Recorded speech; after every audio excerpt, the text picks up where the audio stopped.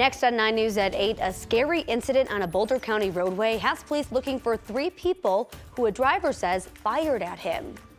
A family is not resting until they find out how their loved one was stabbed to death inside a federal prison in the Denver metro.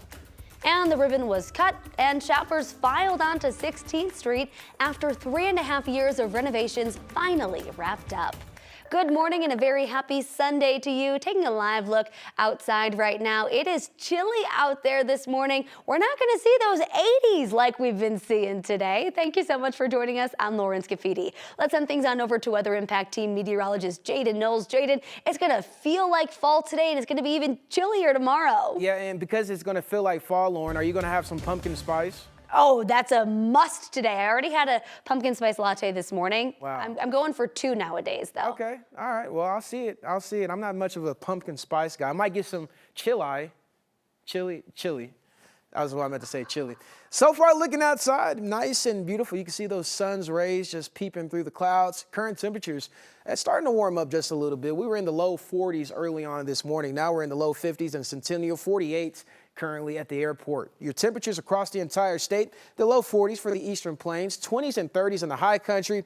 Temperatures finally starting to warm up at Alamosa. You was at 22 degrees early on this morning, and that's the reason for that freeze warning for the San Luis Valley. That's going to continue for your morning hours. Live radar, really not much going on. It's shaping up to be a beautiful and gorgeous Sunday. We're talking about lots and lots of sunshine, temperatures in the upper 60s, although we have some rain in the forecast. I'll tell you the timing and the details in my full forecast. Lauren? I see that pumpkin spice latte there behind you, Jaden. Thank you so much. The Boulder County Sheriff's Office is looking for 3 motorcyclists who may have fired shots at a driver because of road rage. The Sheriff's Office says yesterday the victim told Boulder police there was a road rage interaction with 3 riders while they were on Flagstaff Road heading towards Boulder. But the victim didn't say when the shots were fired. However, when the victim was giving the report at the fire station at Broadway and Baseline, he saw 3 motorcyclists passing by. The officers tried to stop them, but they continued onto Highway 36 toward Denver. The officers report following that trio, but lost them near Flatirons Mall in Broomfield. If you have any information, call the Boulder County Sheriff's Office. A woman could face charges for a bomb threat near a school in Kiowa Friday night. The threat forced high school games to be evacuated. Kiowa is about 23 miles east of Castle Rock. The Elbert County Sheriff's Office says just before 6:30 Friday night, a woman called police saying she had a bomb. Deputies later found her holding a bag near Kiowa High School. The Sheriff's Office says a bomb squad detonated the bag, but no explosives were found. The woman was taken into custody and could face charges. In a statement to social media, Kiowa's superintendent said all activities this weekend were also canceled. They'll plan a normal return tomorrow, but there will be mental health support for staff and students. The FBI is investigating a stabbing death of a man inside the federal prison at Kipling and Quincy last month. But his family says they're being held in the dark. The lack of answers motivated them to picket outside of the prison yesterday. 9 News reporter Ria Jha was there and talked with the family. What do we want? Justice! When do we want it? Now! What do we want? The truth! You fight for the people you love. He's always been our Reese. Today, Hunter Lunsford is fighting for his big brother. Being the younger brother, to say Maurizio as a kid wasn't too easy, so we came up with Reese, and it stuck. Inmates are still human. My brother was human. They're outside FCI Inglewood, the federal prison where Maurizio Thornwall was held after pleading guilty to a weapons charge. He never made it to sentencing. With this happening, I am the son my mom has left. On September 24th, his mom got a call.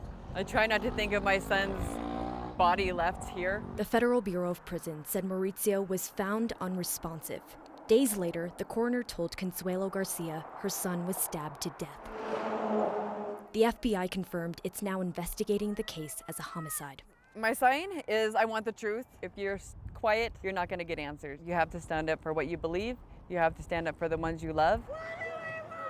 Answers! For family, the silence from prison officials has been painful. We deserve closure. We deserve clarity for my brother's murder, and we're not getting any of that. Justice for my grandson! At Saturday's protest, their message wasn't just carried by his family. It was carried by all the people willing to fight for the person they loved. And it feels good that I'm not alone in this and that he mattered. I do believe that somebody out there will hear me, and I'm not going to stop.